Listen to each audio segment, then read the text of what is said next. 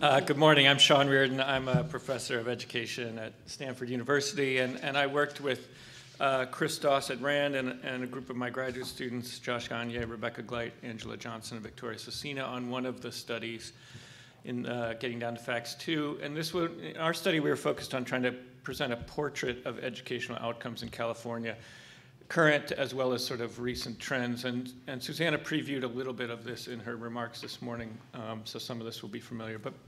But what we wanted to do, how do I move forward? Was try to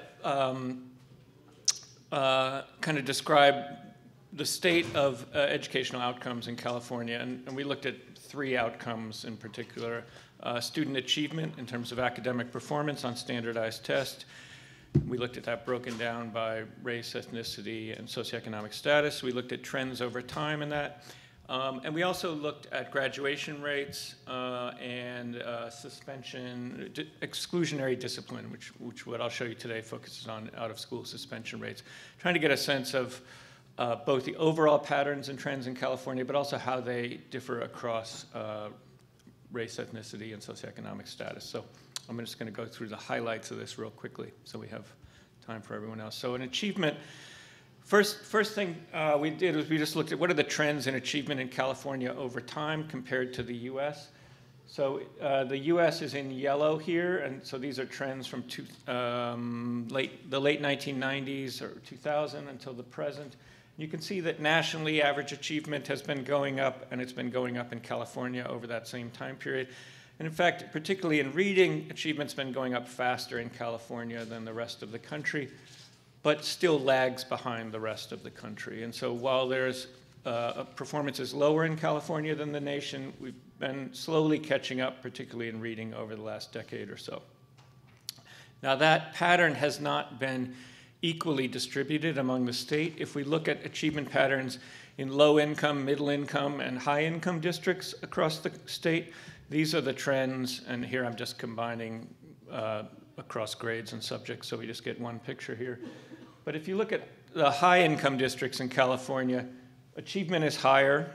It's still not as high as high-income districts around the country, but the gaps are relatively small and have been narrowing. That is, high-income districts in California have seen improving academic performance relative to the country over time. The same isn't as true among the low and middle-income districts, where the gaps, the performance in California in those districts is further below their counterparts around the country and hasn't been catching up as quickly. And so the story here is that achievement patterns look pretty good in the high-income districts in California, but much worse than the national average in low and middle income districts in California. This picture is a sort of another way of seeing that. So every dot here, every white dot is a school district in California, and the gray dots are the rest of the districts in the country. And we've put them all on a scale here on the bottom that measures the relative economic disadvantage or affluence of the district. So to the left are the poorer districts in the country, and to the right are the richer districts. And then we've measured the average achievement in each district on a kind of common national scale, where 0, if you're sort of right here, students in that district are performing at the national average for their grade level. So you can see there's a strong relationship between the socioeconomic conditions in a school district and the average performance. Rich districts have much higher performance than poor districts. In fact, rich districts are performing 2 or 3 grade levels above the national average for their grade level, and poor districts' performance is a couple grade levels below the national average. Now that pattern is even more pronounced in California than it is around the country. So again, you can see that in the affluent districts, California looks a lot like the national average. Susanna was mentioning it this morning. But in the poor and middle income districts, average performance in California districts is well below that of similar districts around the country. So the achievement gap between affluent students in affluent districts and poor and middle income districts in non-affluent districts is much bigger in California than it is around the country. In fact, of all the 50 states, that gap is bigger in California than in any of the other 50 states. So we have a much more pronounced pattern of socioeconomic inequality in academic outcomes than any other state in the country. Now, the question is when does that happen? Does that happen during the K-12 school years, or does it sort of start early? And so we looked at some data on kindergarten readiness, and this is for the 2010 kindergartners. So these are kids who are in 8th grade now. And when we look at that, the bottom line here, the white line is California again, and the yellow line is the US. And you can see the same pattern here at entry to kindergarten. The kindergartners in the affluent school districts have performance that's similar to affluent kindergartners around the country. But kindergartners, particularly in poor school districts in California, have much lower kindergarten readiness than kindergartners in similarly poor districts around the country. So this disparity between affluent and low-income students in California is evident as early as entry to kindergarten. It persists throughout the elementary and middle school years, but it's not caused entirely by inequalities in the K-12 system, is what this says. It says it's partly caused by inequalities in the early childhood learning opportunities that kids have, particularly in low and middle income districts in California. So that suggests that any solution to this problem is going to have to involve preschool and early childhood policies and interventions, as well as K-12 interventions. So the other thing we did in our report was just to look quickly at exclusionary discipline and graduation rates. I'll just show you two little highlights from those. So when we look at suspension rates, so out-of-school suspension rates in California by race, ethnicity, and English learner status across time, you can see that over time, out-of-school suspension rates have been declining in California. That's true nationally as well as in California. There's been a general movement towards less exclusionary discipline, and that's been true in California. But there are big disparities in the exclusionary discipline rates by race and ethnicity. So Black and Hispanic students in particular have very high exclusionary discipline rates, particularly in secondary school, relative to white and Asian students. And so those big disparities are a concern. The good news is that in California, rates of exclusionary discipline in general are lower than the rest of the country. So we suspend fewer students than the rest of the country. Suspension rates are higher in the poor districts. The poor districts are to the left of this picture. But they're lower in California's poor districts than they are in similarly poor districts around the country. So while our trends are getting better and our rates are generally lower than the rest of the country, we still have big racial ethnic disparities. And finally, we looked at high school graduation rates. And here I'll just show you one slide, and that is to look at the trends in high school graduation rates across the country as well as in California over the last, well, over a 5-year period here. And over this time period, graduation rates nationally have been going up slowly, and they've been going up at a sort of similar rate in California. Our rates are slightly below the national average, but not dramatically below the national average. In fact, if you look within subgroups, so if you look at our Hispanic graduation rates relative to Hispanic graduation rates around the country, our Hispanic students graduate at a higher rate than Hispanic students around the country. But Hispanic students in general graduate at a lower rate than white and Asian students. And so the reason California has lower graduation rates than other states is we have a lot more Hispanic students who on average have lower graduation rates, even though our Hispanic students graduate at a slightly higher rate than their counterparts around the country. So it's sort of a complicated story there. So, you know, sort of in summary, California is well behind the nation still in achievement, particularly in our low and middle income districts. This is a pattern that begins as early as entry to kindergarten, so not entirely due to the quality of the K-12 schools. In exclusionary discipline, we have lower rates and declining rates than the rest of the country, so that's good, though we still have huge racial disparities in exclusionary discipline. And our graduation rates are trending upward like the rest of the country, but still trail slightly behind the rest of the country. So that's sort of our high-level portrait of patterns of student outcomes across the state. And now I think I'm going to turn it over to, are you going to present? I think so. I'm going to turn it over to McCall Kurlander from UC Davis. Thanks.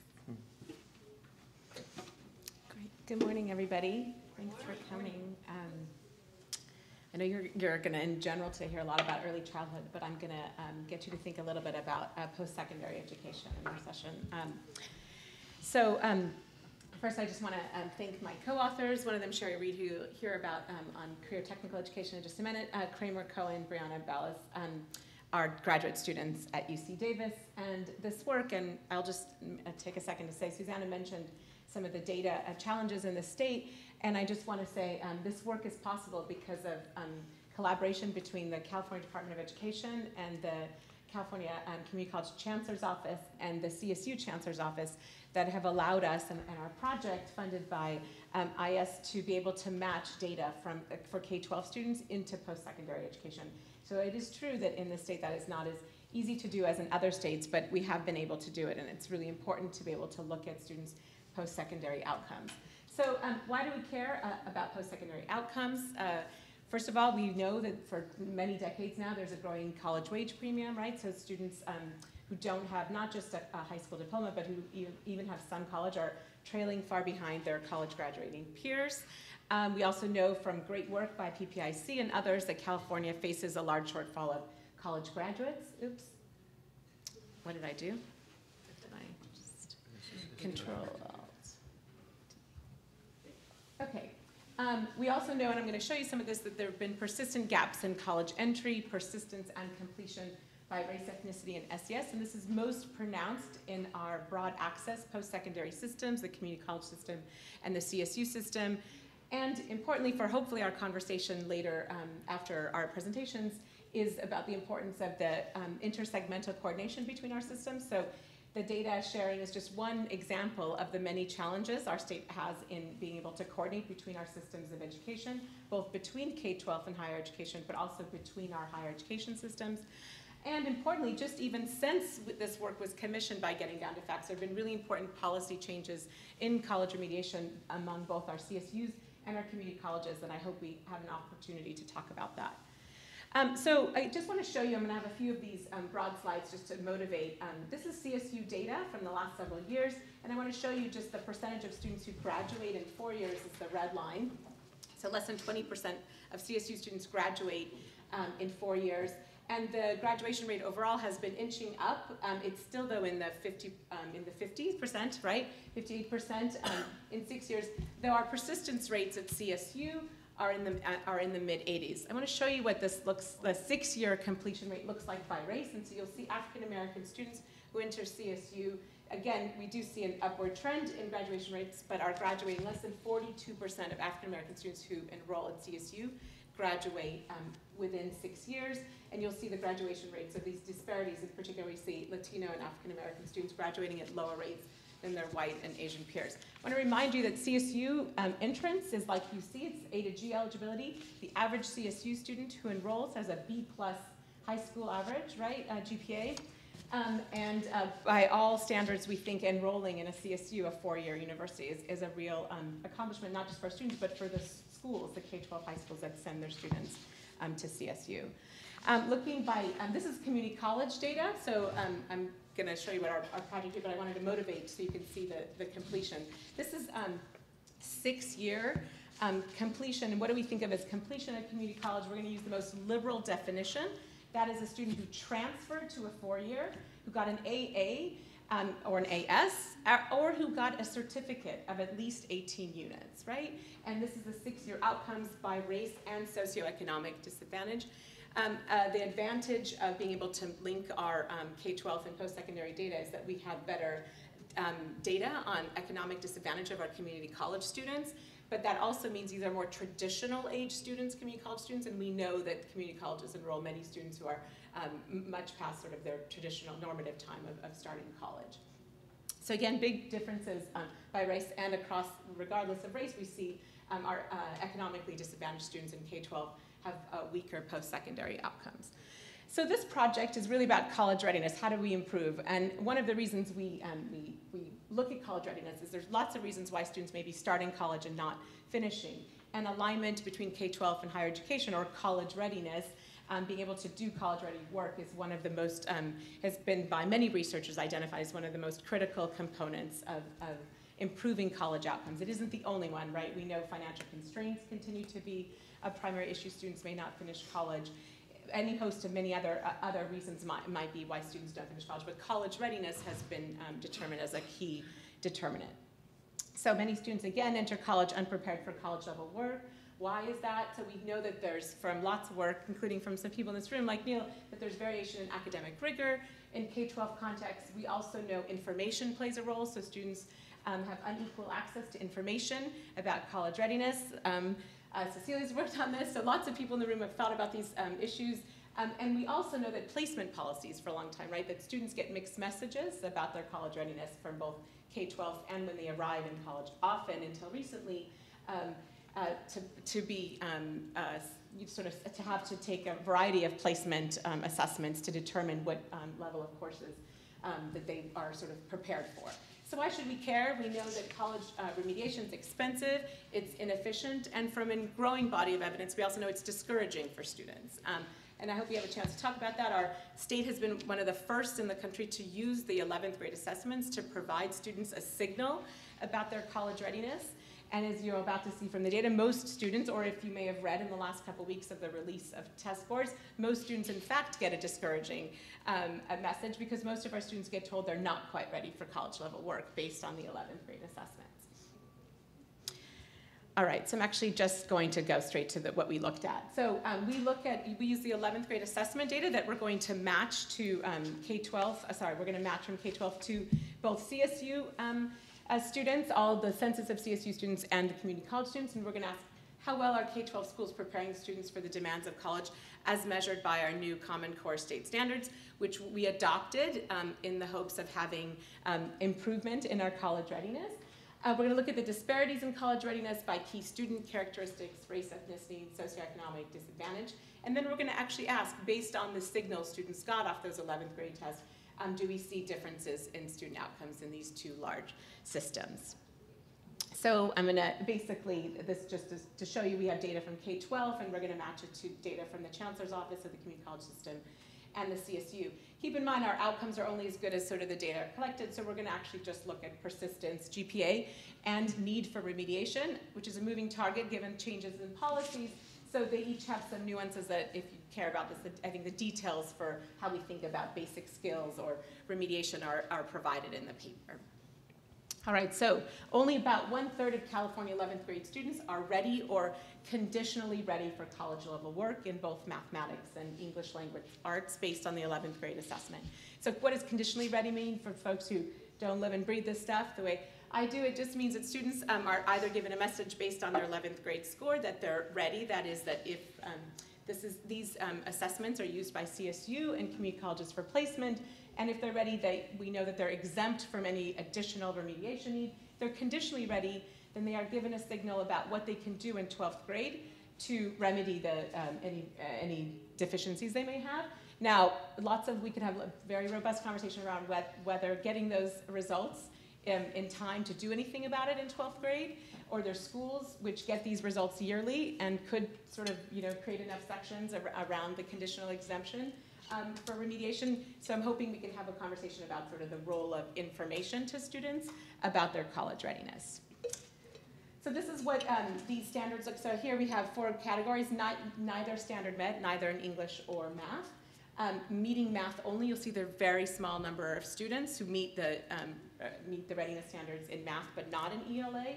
Meeting ELA only and not math, and standard met in both. And so you'll see very big differences by race, ethnicity in the overall college readiness based on 11th grade assessments.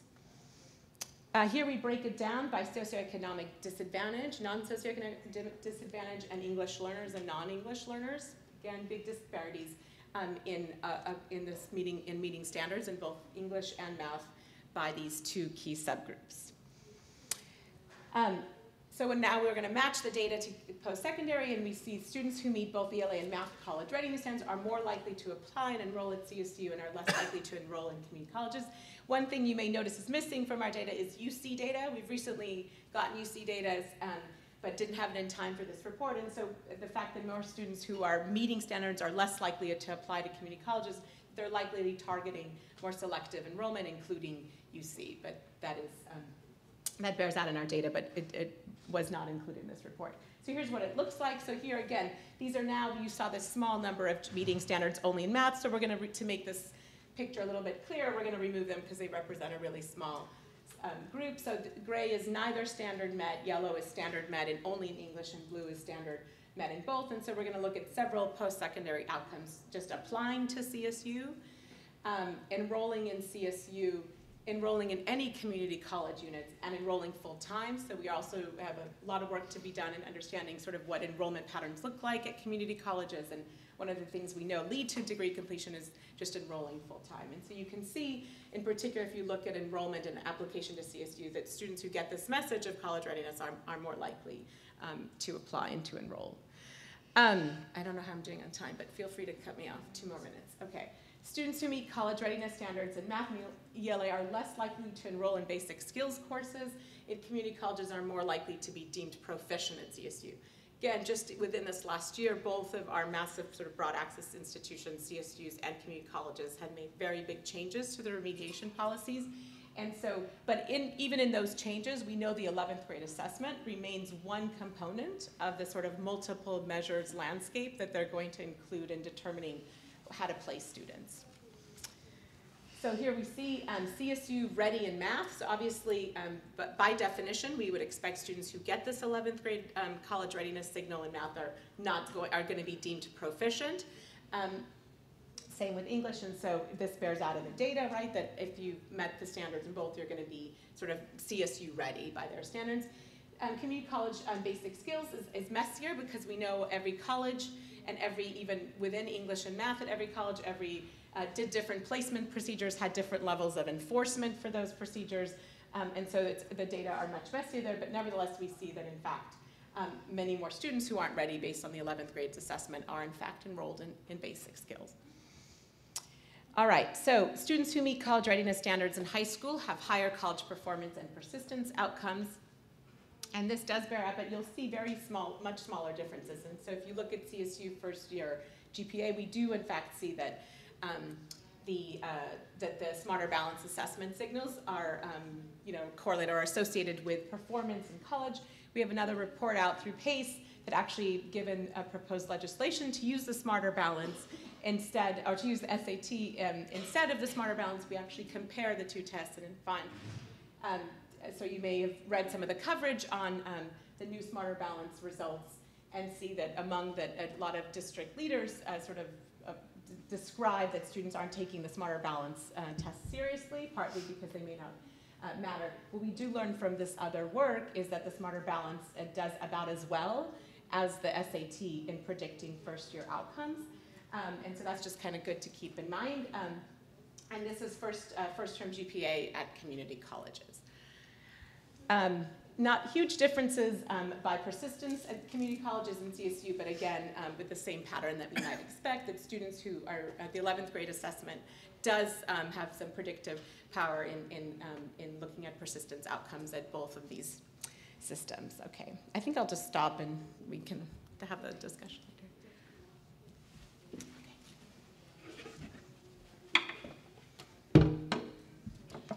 Do you want to know? Good try. Okay. Let's see how I get. Experiment. I think that's the old one, sorry. Oh, yeah. They're going to look the same because of... I know. you can keep going. Yeah. Oh, there we go. Yeah. Okay, so I'm just going to talk real briefly about CTE education in the K-12 system and look at how students, how many students are completing CTE pathways. I worked on this work with McCall Kurlander, Sean Dougherty from Vanderbilt, one of those out-of-state researchers, and Joanna Mathias, who's one of our grad students. I'm not going to spend a lot of time here because for all the same reasons that we've been talking about this morning, we care about CTE because we have this persistent inequity in educational outcomes, we have an increasing income inequality in our society, and CTE is really seen as a potential lever for closing some of these gaps. And I'm going to skip this.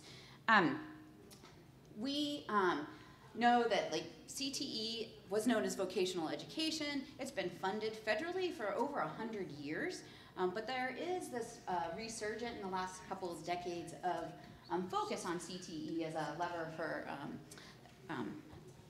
equity.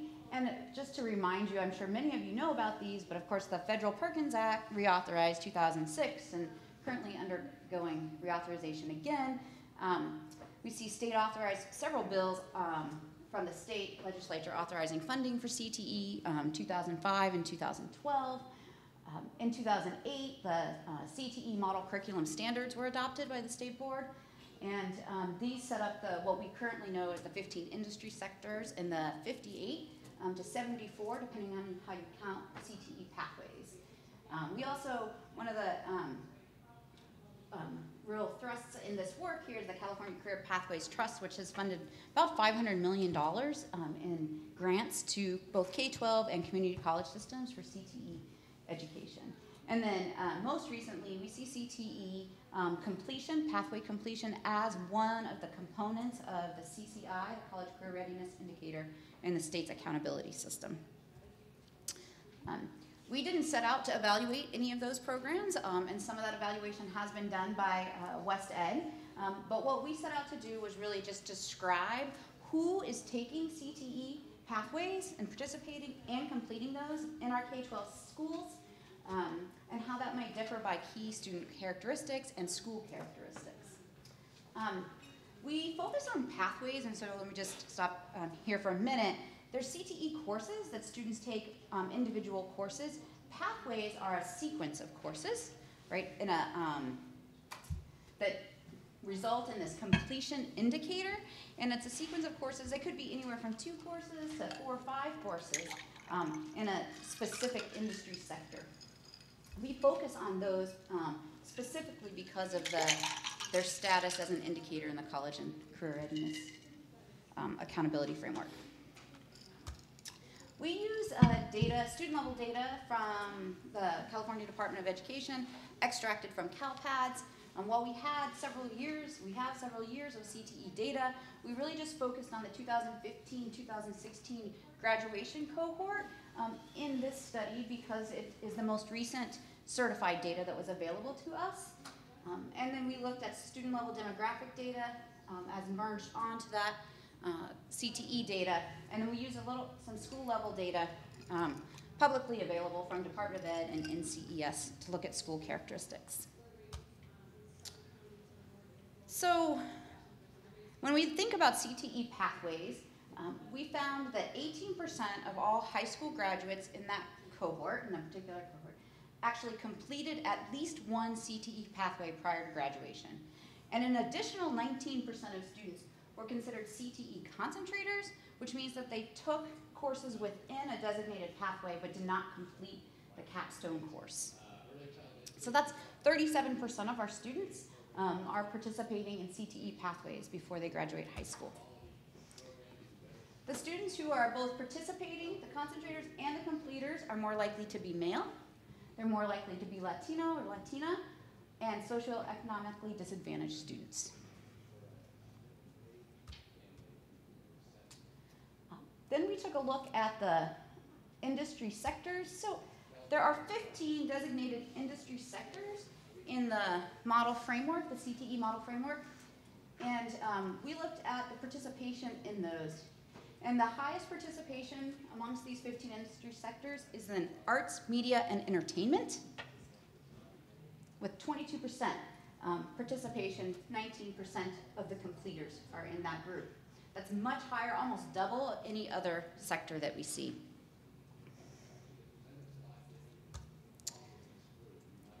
There's 4 other areas that really stand out with higher participation rates. That would be ag and natural resources, business finance, hospitality, tourism, recreation, and information and communication technology. Now, for those of you who are quickly doing the math in your head, this does not add up to 100%. And that's because many students actually do take more than one pathway in more than one industry sector. So that 18% of students who are completing pathways are actually maybe completing more than one pathway.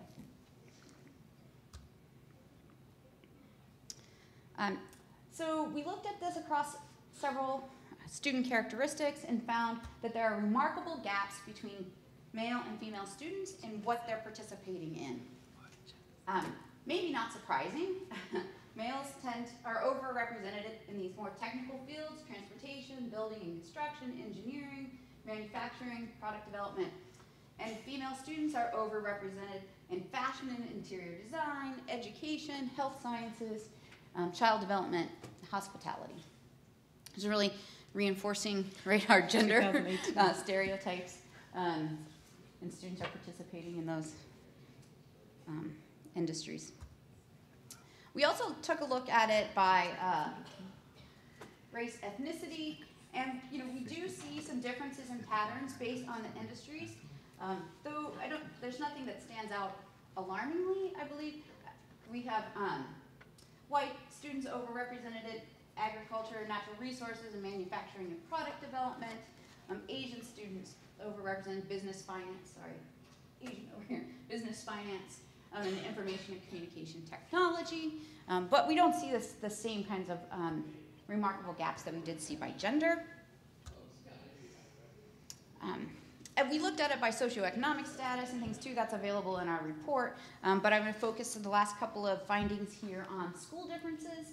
And that's to note that 70% of California's traditional public high schools are offering or have graduates completing CTE pathways. So when we looked at the data, we saw students in 2,900 schools in the state. Those include all the alternative schools, the county offices of ed schools, special education schools. So we limited our sample to those considered traditional public high schools, around 1,400 schools, and we realized that there's 33% of schools that have no students participating in CTE pathways. They might have them in CTE courses, but not CTE pathways. And we dissected that by charter non, and so as you can see, that most of the schools that have 0 students completing CTE pathways are charter schools. And so the bulk of the students, most of the students who are attending our traditional comprehensive public high schools in the state do have at least access to these CTE pathways. You might note that there's very few schools that have lots of students completing CTE pathways, and in fact, this 50% or above student participation and completion is concentrated in 150 high schools in the state, and this is only 22 schools right here who have all of their students completing CTE pathways. Done? Okay. I will stop there. How do you want me to exit out of here? I'll let you get it. Just really as a quick summary from all this data, the first thing I want to say is really, if you can help me give the presenters a big round of applause. I don't know if you imagine the amount of, we were talking about data before, and putting this data together for all of us who work with data sets is not easy. So that's, I think, the first thing that I want to commend our presenters today. The other thing that I wanted us to think about as we move now into questions and answers specifically for our presenters is inequities start very early on. And it seems that they don't disappear. No matter what, early childhood, we now know it's one of the places where we need to focus much more. But the inequities continue, right, in middle, high school, and now in college as well. Income is one of those things that it keeps driving these inequities. So I think for me, the summary of this is trying to think how can we connect, and just because of the work Mikal and I do in Intersegmenta, we need more cooperation between early childhood, higher education, K through 12. We need to each other see more of this data together and think what it means for our students, wherever sector we are, wherever place we are, because these inequities are not reducing. So I think that's something, and I also wanted to acknowledge and think about who are we not disaggregating here by, that may be many groups of disadvantaged and marginalized students. Foster youth, students from different sexual orientations, gender. We saw a little bit of gender, But now we know that things have drastically changed for our students who are gender non-conforming or gender fluid, and all these stereotypes. What does this mean for them? As that I can only be one thing or another, or I'm not seeing myself. First-generation college-going students, another way for us to understand and think about all those ways that we could disaggregate data that we're not doing. And again, it relates back to the challenges of the data. I'm not saying they weren't able to do that, but the challenges are there. And the last thing I want to think about is, for me, when I come to these policy spaces and arenas to engage in conversation with one another, I keep asking myself the same thing. Who gets what, when, and also we need to ask ourselves where. We get a hint a little bit about low-income schools and districts being the places where need, but I think there's also a geographical dimension to this that we haven't really uncovered, that it's not just rural versus urban, but it's a whole different way of thinking, more geographically, geography, that concept of geography of opportunity that I think we haven't addressed well, that touches not only education, but many other things as well. So I just want that for us to have in our minds as we move forward in this conversation. So what I'm going to do right now is open the questions and answer session. So please let me know if you have any question for any of our presenters. Yes? Hi, so I just wanted to compliment all the presenters. Obviously, I know this group pretty well, but I was wondering, question to McCall about there's been this new set of work that Raj Chetty has done about the value added of college and also just these kind of socioeconomic indices of the diversity of colleges. And that usually on those lists, our UC system and our California state systems are among the most diverse of comparable state systems. And I wondered if you could speak on, those pieces that are actually, I think, some of our, highlighted advantages. And the other question I had to do with, well, maybe I'll start with that. No, thank you. Yeah, and I have actually talked to Raj about these, some of these data, because actually CSUs also appear as some of the campuses that in his two indices show the most economic mobility. So I think it's fair to say that if I showed some patterns by demographics of who's entering the sort of selectivity of our three main systems of higher education, you'd see that the CSUs and community colleges are serving the large proportion of our, not just our students of color, but our low-income students. And I think to answer your question, I would say there's also just great diversity in the institution. One thing we often don't focus on is focus on all the individual kind of determinants of who gets to finish, but there are really big differences by campuses. And there are a host of institutional policies at play that might predict, and many of them haven't been evaluated rigorously, that might be associated with completion patterns across the CSUs. But one of the things in this conversation I think that's most important is that CSUs have different also relationships with their surrounding K-12 school districts. And the goal of these state standards, and really for a long time, the concept of the signal to California students in 11th grade was to create better the CSUs and the community colleges, for that matter, would know for years which are the sort of problematic high schools in their eyes. That is, high schools that consistently sent them students who they had to put in remediation, right? And so the effort, and this is done very differentially, is in trying to partner for the CSUs to partner with the community, with the local school districts and improving. And so there's a lot of innovation now in, for example, fourth-year math course, which was really innovated by CSU faculty to try to change the sort of the 12th grade math. Expository reading and writing course, CSU kind of worked with professional development with teachers. I think, Neil, you were on the evaluation team for that. So work to provide professional development for high school English teachers who are often trained because they love English, but really what we knew students needed in college was expository reading and writing. And so I think there's a lot of promise in these spaces, but they're very rarely rigorously evaluated. And to connect it back to Raj's work is, I think, we still see, despite the fact that more low-income students enter CSU and community colleges, there are really big gaps in completion. And so I've talked to him about this because I think some of the colleges that are showing the highest mobility are also colleges like CSU East, Los Angeles, that have some of the worst completion rates in the system. And so I think we need to figure out, like, it's not just getting, it's also who are they graduating, and they're often lots of disparities in what the completion rates look like.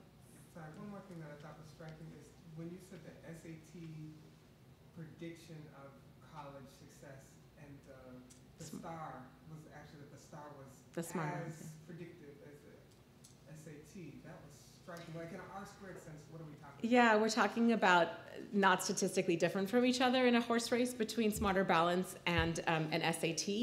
And I can suggest that report. I will say, so just to, in the interest of full disclosure, this is at the CSU population, right? So this among CSU, and this is conditional, so this is how the College Board validates their tests, conditional on high school GPA, which remains a stronger predictor of post-secondary outcomes. We also do it for UC Davis, because that's where we got the data more accessibly. And there are SAT still advantages for UC predictive power, a little bit, but not that much. And we're now replicating for UC-wide. So we'll be able to know in a month or two, yeah. There's a question. Thank you, Paul, for the presentation. Question for Sean. One of the startling, I think, key findings across all of the studies is the work around the kindergarten readiness and just how far behind. So I was just thinking, and this may be beyond the scope of what folks looked at, but when we look at, so just to make sure I'm understanding it, affluent students compared to affluent students in other states were on par. But California, poor students compared to poor students were far behind, right? I guess two-part question. One, was there any disparities amongst race, or is it pretty consistent, or is it just, or is poverty level really the thing that we're drawing the commonality there? And then two, do we have a sense, obviously one of the key findings is that we need to do more in early ed. Is it that other states that have similar populations have more robust systems than we do? What is it that they're doing when all things being equal that we're hurting? I can answer the first question better than the second one. So we have large racial ethnic achievement gaps in California, but they're comparable in magnitude to national patterns on average. I mean, certainly they're larger in some districts than in others, but sort of on average, California doesn't stand out as having dramatically larger racial and ethnic achievement disparities. And once you take socioeconomic characteristics into account, the racial and ethnic achievement gaps are much smaller than when you don't, obviously, which is true nationally as well. So we don't stand out as anomalous in terms of the size of our racial and ethnic achievement gaps, though they're quite large. The only reason we're not anomalous is because they're quite large everywhere. So that's not particularly something to celebrate. But we do stand out in terms of the size of our socioeconomic disparities.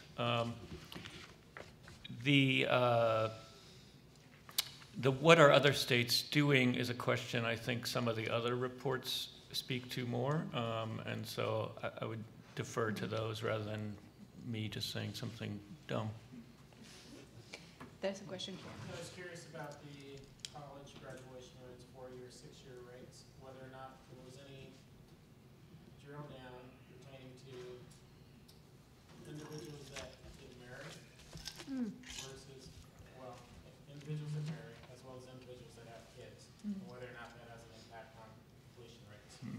Fortunately, not in our data, but really interesting and important. Cecilia, you probably know of other research on this topic. We know very little about student parents, and we just recently got a grant to examine that particular thing because we know very, very little in general. We know work responsibilities and part-time status. I would say that would be the best proxy that you would find in any of these large data sets, but if you wanted to really know that, it would be very difficult to know it statewide, And the I reason think. why I ask that is because we know that individuals that do college first, Yes. get married, then have kids, much more financially successful than those that do it the other way. So I'm wondering if there's a correlation perhaps in terms of graduation rates that. And that's what I meant by the data, that just to commend what they've done so far with the data that is available, because unfortunately a lot of important questions that give us more nuanced things we don't have access I to can that. definitely tell you that from qualitative work that we've done over the years with CSU and community colleges, that students report for family and other reasons time management as being, so I mean, I have like from a variety of different sources, I think your intuition is right, which is that students who are struggling with balancing a host of things at home struggle to keep up with school and to see the sort of, see it through the finish line more efficiently. It'd be interesting to see that across. Yes, across sectors. That's Yeah. right, no, that's right. we do. Correct. And it's not only just having kids, but supporting family members. So we see a lot of high school students that enter the community college sector that they themselves don't have kids biologically, but they use their financial aid to support their family. So it's very complicated in that particular case. We'll take one more question on the back, please. Yeah, Sean, the proportion of students in California who are English learners, though, is higher than the rest of the nation, almost a quarter. So how do you factor that into, if you could? Yeah, so certainly California has a large proportion of English learners relative to the rest of the country. But even if we take that into account, it doesn't change that basic pattern I showed you. It mutes it a little bit, but it's not the driving force behind that. The generally low performance of California students in low and middle income districts isn't explainable by race, ethnicity, English learner status, or something like that. It's true even when we take that into account. So now, thank you very much. So now I know we really want to put you guys to work and to participate and engage a little bit more with us. So right now what we're going to do is turn it back to you guys by table. So I'm going to put a question here that I would like us to take 5-7 minutes individually in the tables, and feel free guys to join any table that you want. We'll walk around, but the first question we want to ask is, what stood in the data on student outcomes? What was the most important, impressive, sad thing that you find from the data? So let's take a minute to write down and maybe to share within our tables, please.